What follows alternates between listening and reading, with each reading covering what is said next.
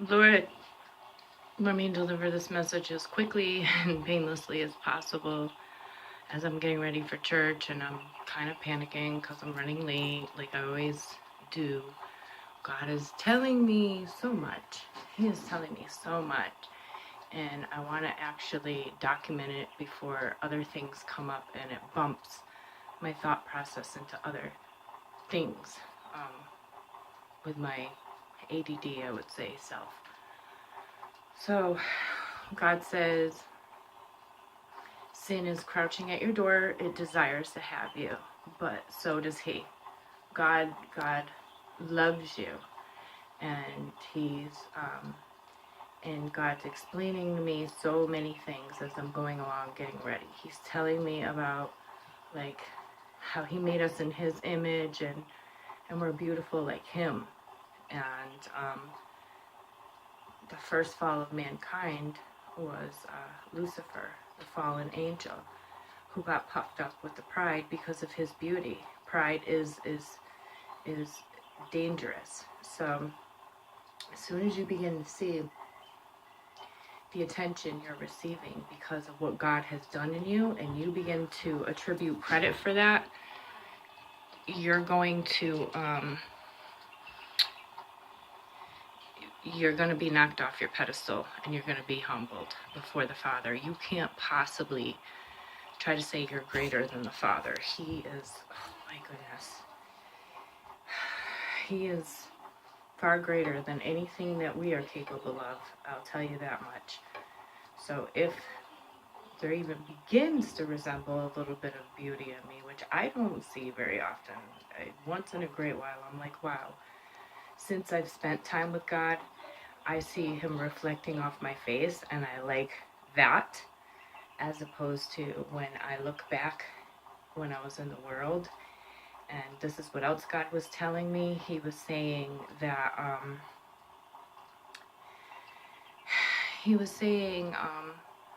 temptation is pleasurable only while it's the temptation. That's the whole point. It's supposed to be alluring, and Satan is seducing your flesh to pull you into the temptation.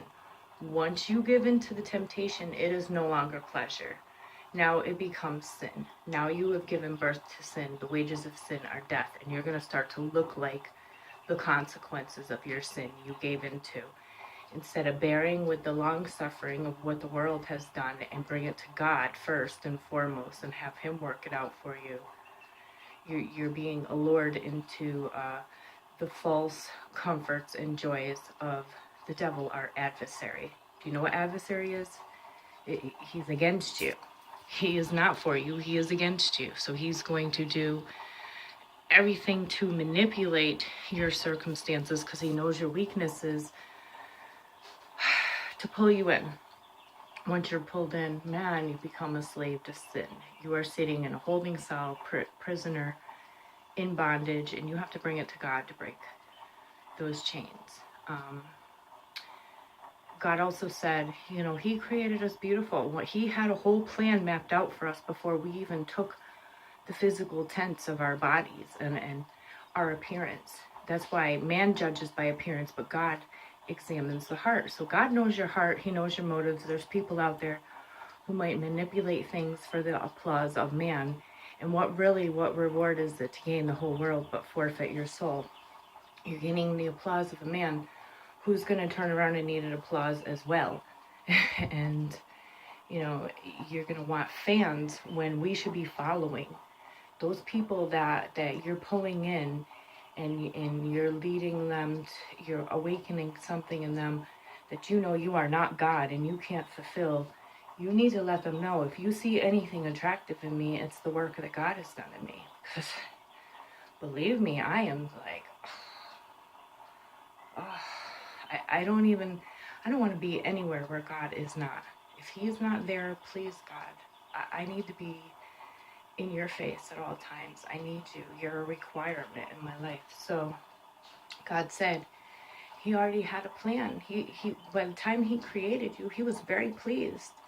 And then you were born into this world and we're born into sin, and that's where the effects start to chisel away from the beautiful piece of pottery that he created us to be.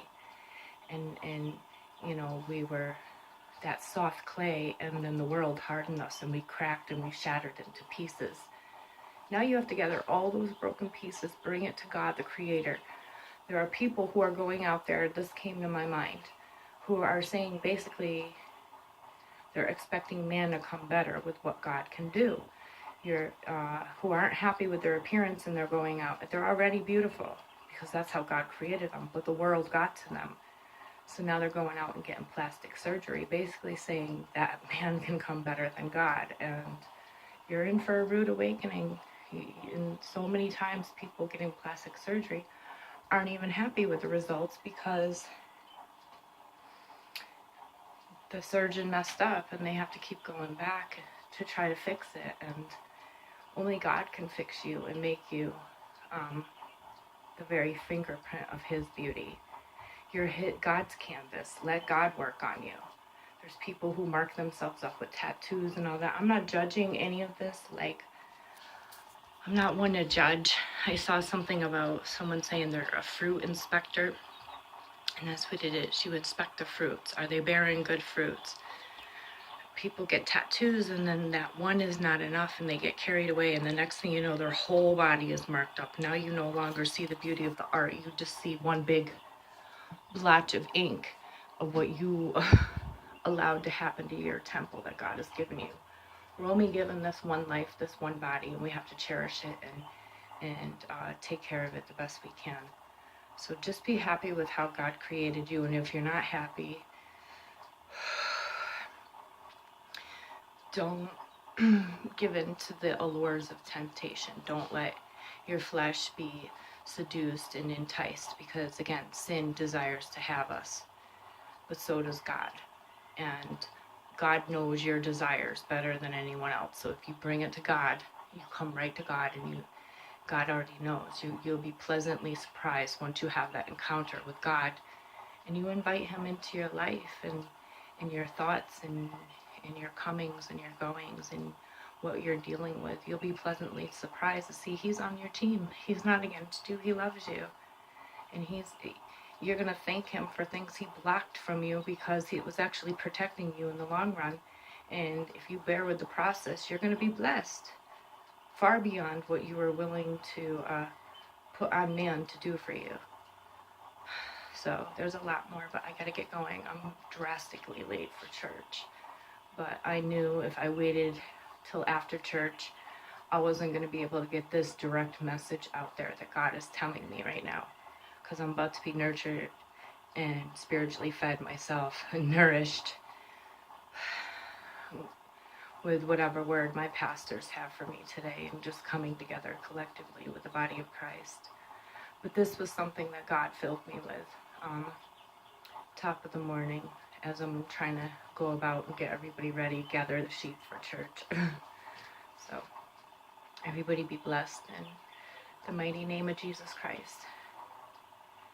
Jesus Christ, just place a barrier of protection from all of us, from all harm and evil, and help us to see the exact direction that God is wanting us to lean towards. Don't go back into the current of the world and start to look like the world. Continue to strive to look like God, and when you do, give him the credit.